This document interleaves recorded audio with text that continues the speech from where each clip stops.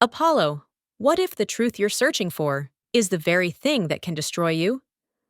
Apollo is the god of the sun, music, and prophecy, the one who brings light not only to the world, but to everything hidden within it. In Greek mythology, he and his twin sister Artemis divide the sky itself. Apollo rules the sun, while Artemis governs the moon. Apollo's power lies in revelation. Through his oracle at Delphi, kings and heroes came seeking answers about their future. And they always received them, but never in the way they expected. Because in Greek thought, prophecy was not a gift, but a sentence. Apollo does not change fate. He reveals it. That's what makes his prophecies dangerous. Once you know what will happen, every decision you make begins to lead you toward it. In myths, people tried to avoid his words, and ended up fulfilling them instead. The more they resisted, the faster they moved toward the inevitable.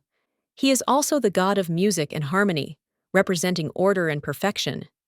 But even this beauty reflects something deeper, a world where everything has structure, meaning, and consequence. Because when light reveals everything, illusions disappear. And without illusions, nothing protects you from reality.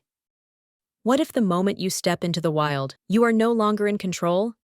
Artemis is the goddess of the hunt, the wilderness, and the moon, a force that exists outside human civilization. She represents shadow, instinct, and the primal world.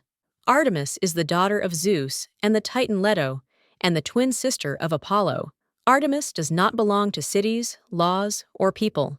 Her domain is the forest, the mountains, places where human control disappears. In these places, her authority is absolute. Every movement, every sound in the wild is known to her. She is often accompanied by deer, bears, or hunting dogs. In myths, she is both protector and enforcer. She guards animals and the natural order, but those who violate it face immediate consequences. Poachers, hunters who cross sacred boundaries, or those who act with cruelty or disrespect toward nature, all are punished without hesitation. But Artemis is not cruel. She represents balance, a reminder that nature does not forgive ignorance, but respects awareness. Dionysus is the god of wine, ecstasy, and madness, one of the most unpredictable figures in Greek mythology. Unlike other gods, he does not rule through force or authority. He transforms people from within. Dionysus is the son of Zeus and a mortal woman, Semele. He is the only major god with a human mother. Wine, music, and celebration were not just pleasures in ancient Greece. They were seen as gateways. Under the influence of Dionysus, a person moves beyond themselves. Social rules weaken, identity dissolves, and something deeper emerges. Dionysus represents both joy and creation, as well as madness and destruction. In myths, those who accepted him experienced freedom, release from fear and control. But kings who denied his divinity were driven insane. Entire cities lost order and eventually collapsed. It was Dionysus who gave King Midas the power to turn everything he touched into gold, a gift that nearly killed him from starvation. Dionysus is also considered the origin of theater. It began with wild choral songs in his honor and later developed into performances with masked actors. Aphrodite is the most beautiful goddess of Olympus, representing love, beauty, eternal spring, and life itself. Her power is so strong that both gods and humans are subject to it. The Greeks had two main versions of her origin. In the most famous one, she was born from sea foam near Cyprus after Cronus overthrew Uranus. In this form, she represents a higher divine kind of love. In Homer's writings, she is the daughter of Zeus and the Oceanid Dione, a goddess of more earthly, human love. Aphrodite is always described as breathtakingly beautiful, with golden hair. She possessed a magical belt that made anyone who wore it irresistibly attractive. Even Hera borrowed it at times to restore passion in her marriage.